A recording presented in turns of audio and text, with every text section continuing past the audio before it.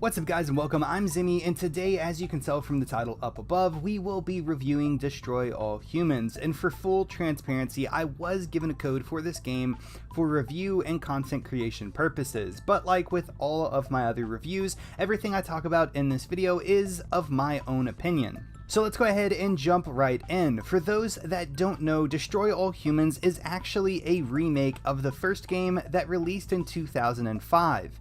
The graphics and even some gameplay elements have been upgraded, but for the most part, what you got in 2005 with Destroy All Humans is what you're getting with this remake in 2020, as the story, cutscenes, and dialogue are pretty much the same.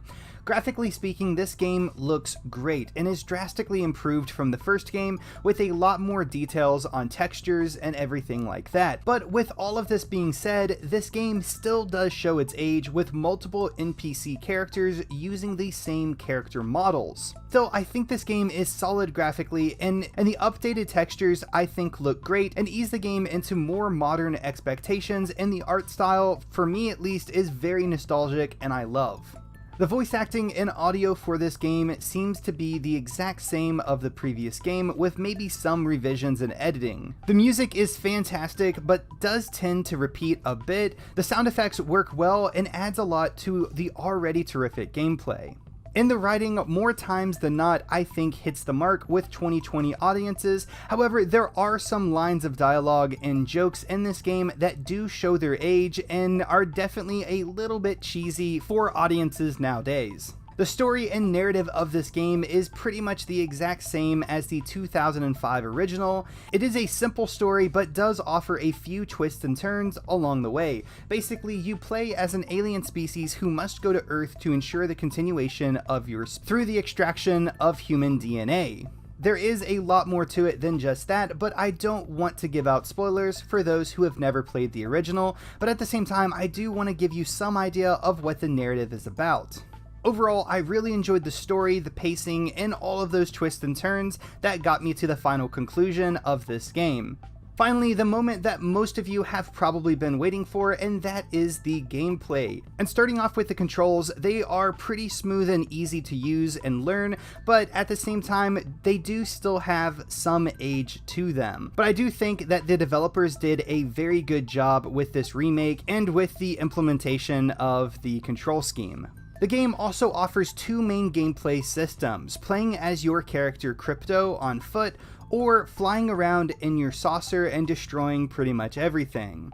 When playing as Crypto on foot, it is definitely more dynamic, as you're given more tools and can approach the game with stealth or pure destruction if you want. You are given the ability to infiltrate human societies by taking on the form of other humans. You can also control humans and even make them fight alongside you. You're also given a variety of different weapons and abilities that will have you laughing at the funny and brutal effects they have on your enemies. My personal favorite is definitely the anal probe, and I don't really think that that tool needs very much explaining as to what it is. But overall, I found that this gameplay was very addictive and very rewarding, being able to lift up opponents and objects with telekinesis and just lob them miles across the air, or have them slamming into the side of a, and hearing that distinct crack noise. That is just something that is really awful, but still just so enjoyable to do as a player. On the other side, with the flying saucer, you might as well throw all caution to the wind, as this is just a tool for pure alien aggression. And with that being said, it is also a ton of fun to use. Going around blowing up houses and buildings in a huge fireball of doom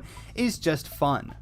The controls for the flying saucer are also a bit weird at first, but as I used the saucer a few times, I definitely did get used to the controls and it became a lot easier to use. While playing the main story, you unlock new areas through completing missions in the game. Many of the missions you will be doing are pretty simple in what the game wants you to do, with protecting an area, infiltrating a local government, or accomplishing certain objectives on the map like bending antennas, reading minds, or just killing humans. After completing a region, you are also given the ability to go back and explore that region, or just destroy everything with your flying saucer freely. And as you play and accomplish certain objectives, you also earn DNA points to upgrade your character's weapons or flying saucer.